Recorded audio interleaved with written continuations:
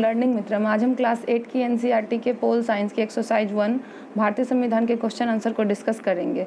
इससे पहले हमने इसकी थ्योरी देख ली है। जिन लोगों ने इसकी थ्योरी नहीं देखी है वे पहले इसकी थ्योरी देख लें ताकि आपको क्वेश्चन आंसर आसानी से समझ में आ सके। थ्योरी का लिंक आपको नीचे डिस्क्रिप्शन बॉक्स में मिल जाएगा, आप इसे आई बटन पर भी देख सकते हैं। तो चलिए अब हम इसे शुरू करते हैं। जैसा कि यहाँ पे कहा जा रहा है कि पहला क्वेश्चन, किसी लोकतांत्रिक देश को संविधान की जरूरत क्यों पड़ती है। मतलब अगर कोई देश लोकतांत्रिक है, लोकतंत्र का मतलब आप लोग समझते ही होंगे, जनता के द्वारा जनता के लिए किया गया शासन, तो इसे हम क्या कहते हैं, लोकतांत्रिक कहते हैं। और लोकतांत्रिक देश में जनता के द्वारा जो है प्रतिनिधि का चुनाव होता है, उसके आधार पर सरकार चुनी जाती है।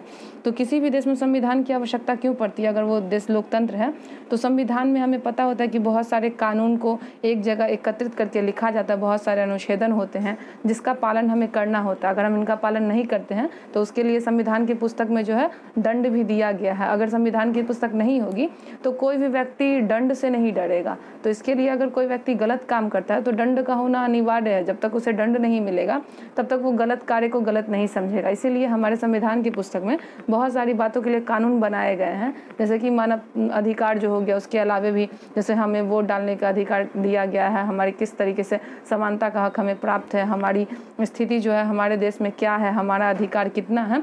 ऐसी बहुत सारी ऐसी बातें हैं जो एक मानव जीवन को संपूर्ण बनाती है, जिसके लिए जो है संविधान का होना आवश्यक है। अगर संविधान की पुस्तक नहीं होती है किसी भी लोकतांत्रिक देश में तो वहाँ जो है अव्यवस्था पूर्ण रूप से व्याप्त हो जाएगी। जहाँ लोग किसी भी बात से नहीं डरेंगे, जहाँ हर वक्त जो है लोग बदले की भावना लेने के लिए क्या करेंगे, तो एक दूसरे की हत्या भी कर सकते हैं। अगर हत्या के लिए कानून बनाया गया है तो लोग उससे डरेंगे और डरने के कारण क्या है, उस कार्य को नहीं करेंगे। इसलिए कानून भी बनाए गए हैं और दंड भी बनाए गए हैं ताकि जो है लोग इसका पालन कर सके। तो संविधान में बहुत सारी बातों को लिखा गया है। हम जब चैप्टर पढ़े तो हमने भी समझा भारत एक लोकतांत्रिक देश है और यहाँ पे भी भारत में अपना संविधान है। जिस समय यहाँ अंग्रेज थे उस समय जो है अंग्रेजी शासन के अनुसार यहाँ पे शासन किया जाता था, लेकिन जब भारतीयों ने अपनी ज़रूरत को महसूस किया तो भारतीय संविधान का निर्माण जो है वो किया गया। और तत्पश्चात जो है भारत जब स्वतंत्र हुआ तो उससे पहले से संविधान की पुस्तक बननी तैयार हो गई थी, जिससे कि आज हम देखते हैं कि भारत एक लोकतांत्रिक और स्वतंत्र देश है और यहाँ पे जो है संविधान की पुस्तक भी है। तो चलिए अब हम यहाँ पे जो लिखे गए हैं संविधान की पुस्तक के बारे में की ज़रूरत क्यों पड़ती है हम उसको जान लेते हैं। संविधान की ज़रूरत इसलिए पड़ती है कि यह उन आदर्शों को सूत्रबद्ध करता है जिसके आधार पर नागरिक अपने देश को अपनी इच्छा और सपनों के अनुसार रच सकते हैं। मतलब संविधान की पुस्तक इसलिए हमारे लिए आवश्यक होती है क्योंकि नागरिक अपने अधिकारों को समझ सके और अपने आधार पर जो है अपने देश की संरचना कर सके, जहाँ पे उनकी इच्छा और उनके सपने भी मौजूद हो। इस तरीके से अगर संविधान की पुस्तक नहीं होती है तो वहाँ पे हमने देखा है फ्रांसीसी क्रांति के संबंध में कि वहाँ पे किस तरीके से जो है जनता को जो है अधिकार नहीं दिया गया था।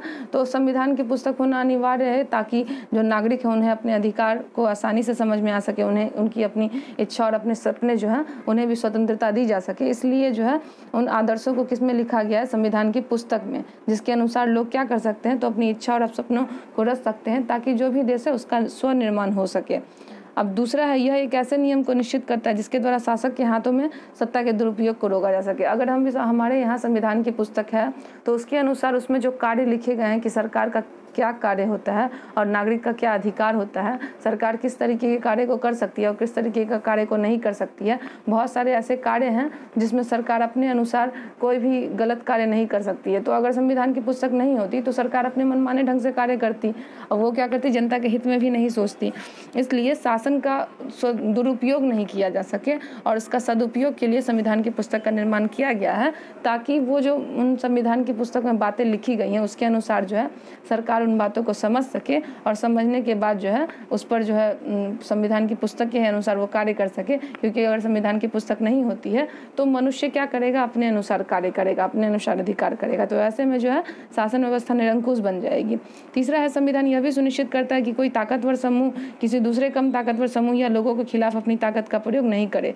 संविधान की पुस्तक में बहुत सारी ऐसी बातों का निर्णय लिया गया है जिसमें यह भी कहा गया है कि कोई अगर एक ताकतवर समूह है तो वो अपनी शक्ति का दुरुपयोग न करे, क्योंकि संविधान हमें यह सिखलाता है कि हमारा देश जो है वो किस तरीके से स्वतंत्र हो सके, वहाँ पे रहने वाले नागरिकों को किस तरीके से उनका समानता का हक मिल सके। जो भी सरकार यहाँ पे चुनी गई है जनता के द्वारा वहाँ पे सरकार जो है जनता के हित में शासन करे, न कि अपने अनुसार शासन करे, क्योंकि सरकार चुनने में बहुत सारी पार्टियाँ होती हैं और उन पार्टियों में जिनको भी ज़्यादा वोट मिलता है वही सरकार चुनी जाती हैं। तो इसीलिए यह क्या आवश्यक है कि कोई भी व्यक्ति जो है वो अपनी शक्ति का दुरुपयोग न कर सके, उसका सदुपयोग करे, जनता के हित में करे। तो यह भी हमें कौन सिखलाता है? संविधान की पुस्तक में बहुत सारी बातें जो हैं वहाँ दिया गया है कि हमें क्या करना चाहिए और क्या नहीं करना चाहिए, किसके लिए दंड जो है वो निश्चित किए गए हैं। दूसरा क्वेश्चन देखिए, यहाँ पे कहा जा रहा है कि नीचे दिए गए 2 दस्तावेजों के हिस्से को देखिए और यह पहला कॉलम 1990 का नेपाल का संविधान है और दूसरा कॉलम जो है आज के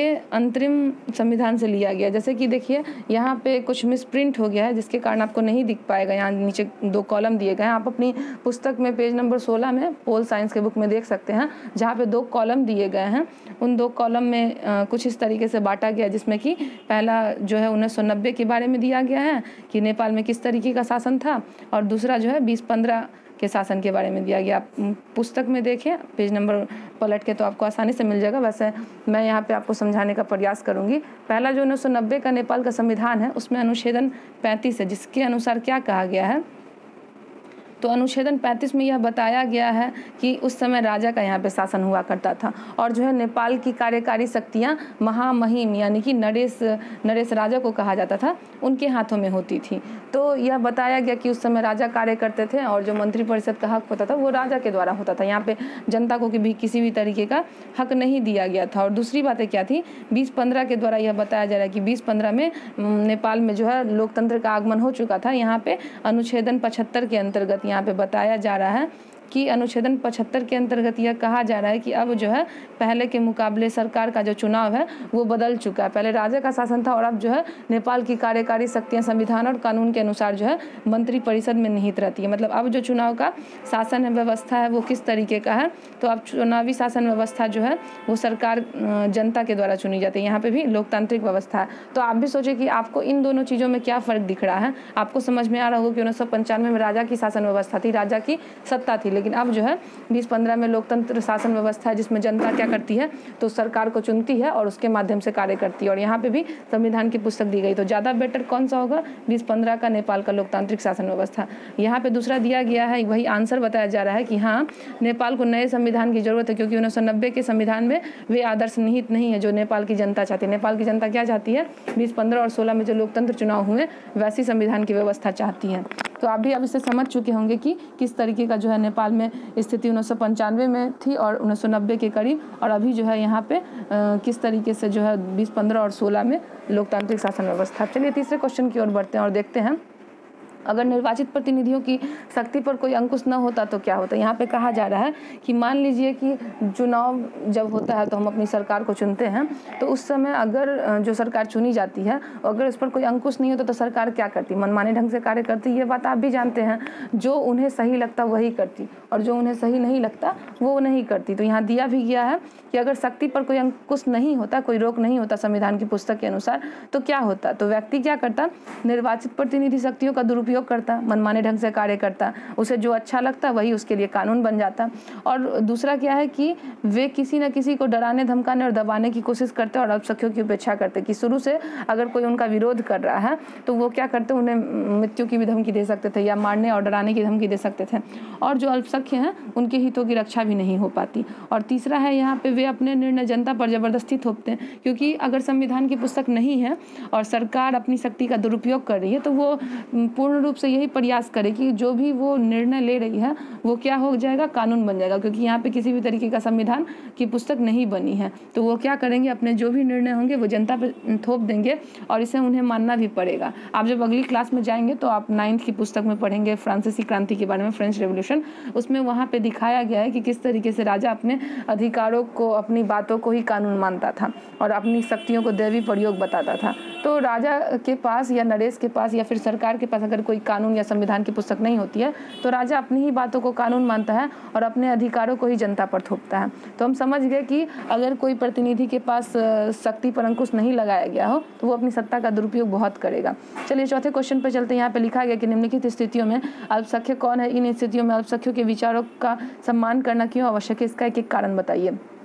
चलिए पहले हम अल्पसंख्यक शब्द को समझते हैं कि अल्पसंख्यक, अल्प मतलब कम संख्या, जो संख्या में कम हो। इसमें गरीब भी हो सकते हैं, निचली जाति के भी लोग हो सकते हैं, मतलब कुछ ऐसा अंतर जिसमें हम कम संख्या में उसको आंकते हैं, तो हम उसे क्या बोलते हैं, अल्पसंख्यक बोलते हैं। अब इसे आप आसानी से आप समझ सकते हैं। और चलिए हम क्वेश्चन की ओर बढ़ते हैं कि एक स्कूल में 30 शिक्षक है और उनमें से क्या है 20 पुरुष है। यहाँ पे क्या बताया जा रहा है कि 30 शिक्षक में से 20 पुरुष हो तो 10 क्या होंगी, महिलाएं होंगी।